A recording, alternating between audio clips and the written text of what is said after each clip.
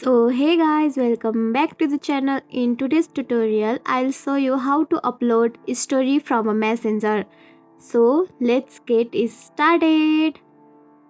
At first, make sure you have the messenger app downloaded from Google Play Store or App Store, and make sure you have logged into your account. So let's open it. Here you can see your chats, and you can also see plus icon at the left side of your screen. Click on it.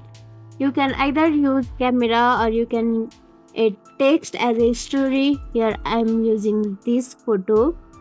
You can minimize this photo according to your needs, and you can add caption here. You can add stickers, and you can even use music.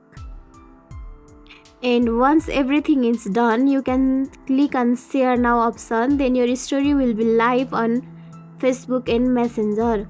So that's it.